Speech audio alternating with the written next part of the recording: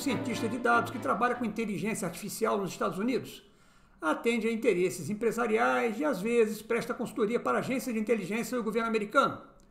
Como trabalham as agências de inteligência? Essas agências tentam antever o futuro, traçar cenários de países e até mesmo de países complexos demais, como é o caso do Brasil. As agências criam hipóteses para conectar os fatos dentro de uma lógica racional.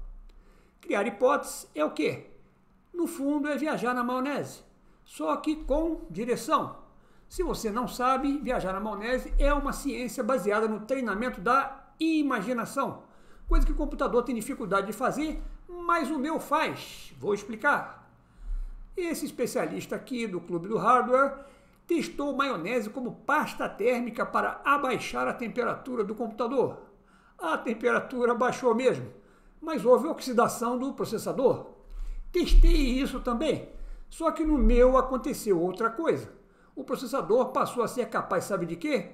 De produzir viagem na maionese. Os microchips do meu computador passaram a ter capacidade de inventar explicação para qualquer coisa, até mesmo para decisões esquisitas de seres supremos. Por isso, esse amigo americano costuma me procurar de vez em quando, recorrer à inteligência artificial do meu computador quando a dele falha. Alô?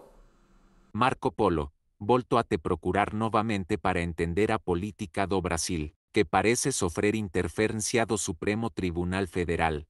Em todos os países, o Supremo cuida de causas constitucionais, o do Brasil parece envolvido em tudo. Consegue inventar uma viagem na maionese capaz de ligar os pontos? Uma hipótese que permita entender todos os atos e comportamentos do passado recente? Precisamos de uma narrativa com uma lógica que um americano seja capaz de entender. Meu caro, entendo o seu problema. Seu cliente quer hipóteses, não foi capaz de inventar nenhuma para explicar o que acontece no Brasil, e isso é bem natural. Não é fácil explicar o STF, principalmente porque o comportamento deles é errático. Os ministros odiavam uns aos outros, mas em 2000, estranhamente, se tornaram amiguinhos, unidos. Neste livro aqui, o especialista do STF, Felipe Recondo, falou sobre essa mudança radical. Agora, um toma uma decisão monocrática absurda e não tem risco de reação contrária dos demais. O STF passou a se comportar como se fosse um partido político. Nas suas decisões, muita incoerência, contrariam até mesmo a jurisprudência deles mesmos, que é instável. A prisão em segunda instância, uma hora são a favor, outra hora são contra, agora quer inverter de novo o entendimento do foro privilegiado. As sentenças ninguém entende. Penas discrepantes em relação à justiça americana. Veja o caso dos invasores de poderes. Todos viajantes da maionese, tanto aqui quanto aí. Um caso bem parecido nos dois países. Aqui, penas de 12 a 17 anos de prisão, enquanto nos Estados Unidos, a média de tempo de cadeia é de 2 meses. Isso mesmo, Marco Polo, algo que faz sentido. O plano do Supremo para atingir objetivos futuros. Sua máquina é treinada para encontrar lógica onde ninguém consegue visualizar. Pode deixar comigo. Você me envia os pontos que deseja conectar, os fatos que considera inexplicáveis, que eu vou bater no liquidificador e despejar para você um cenário que faça sentido. Marco Polo, obrigado. Estou consciente que o pedido é de alta magnitude. Ok. Ele falou em magnitude, que tem a ver com terremoto. De fato, os terremotos recentes do mundo político brasileiro, todos eles tiveram o STF em seu epicentro.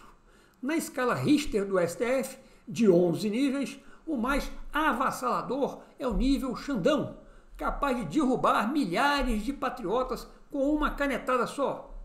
Já o nível mais baixo é o nível evangélico, que apesar de ser classificado como terrível, treme e não faz nada. O amigo americano enviou esse quadro com os fatos a conectar. Vamos então à história, à narrativa que o computador inventou. Eu disse inventou, para conectar tudo. Tudo começou no dia 18 de outubro de 2019, Bolsonaro convocou 3 ministros do STF para irem até o Palácio do Planalto em um encontro fora da agenda. Eles foram presentes Alexandre de Moraes, Gilmar Mendes e Toffoli. O assunto jamais foi divulgado, mas meu computador sabe. Bolsonaro disse a eles que teve 50 milhões de votos, enquanto eles não tinham nenhum. Se não o deixassem governar, o povo ia acabar invadindo a esplanada, promover quebra-quebra. Isso foi em 2019, outubro. Os ministros voltaram cabisbaixos, preocupados. O meu computador usou inteligência artificial para produzir um vídeo com a reação deles. Eu vou fazendo perguntas e a máquina vai gerando as respostas que o meu amigo deseja. É assim que a coisa funciona. O que vocês pretendem fazer? Já que não temos votos, vamos dar um jeito de botar uma coleira em quem tem. Vamos passar a mandar nisso aqui. Quem tem votos para tirar Bolsonaro é Lula. Vamos tirar ele da cadeia no mês que vem. Fazer um trato. Ele fica livre, mas vai ter que concorrer. Tirar o Bolsonaro e depois inventar uma desculpa qualquer para vazar, se aposentar. O vice assume. Nós vamos indicar o vice. Mas tem um problema. Se Lula sair nos 2 primeiros anos, a Constituição manda fazer nova eleição. Como é que fica? Então vamos deixar ele lá até o final de 2024. Ele não faz nada mesmo, só viaja. Depois que ele sair, vamos ter 2 anos para preparar o terreno para eleger um de nós. E incluir um de nós na chapa para presidente. E como vão financiar a campanha? Não se preocupe com isso. Com 1 ou 2 tofolices, a gente arruma algum recurso com aqueles mega empresários amigos do Lula que estão nas nossas mãos. Mas e o Bolsonaro? Ele tem uma força política expressiva. Nós também vamos ficar mais fortes. Vamos incluir no trato a indicação de 2 ministros que pensem como nós para os cargos que vão vagar aqui no STF. E os que estão saindo, aposentando, vamos botar um deles lá no Ministério da Justiça para controlar a Polícia Federal. Com a polícia na mão, ninguém vai ter coragem de se meter com a gente. Mesmo assim, o que vocês vão fazer com dezenas de milhões de eleitores que estão contra? Vamos regulamentar as mídias sociais, censurar quem falar o que não deve. Vamos usar o inquérito das fake news para detonar quem falar mal de nós, mesmo que seja o Elon Musk. Afinal, quem interpreta a lei somos nós. Qual de vocês será o escolhido para compor a chapa para a presidência? Vamos deixar isso para mais tarde.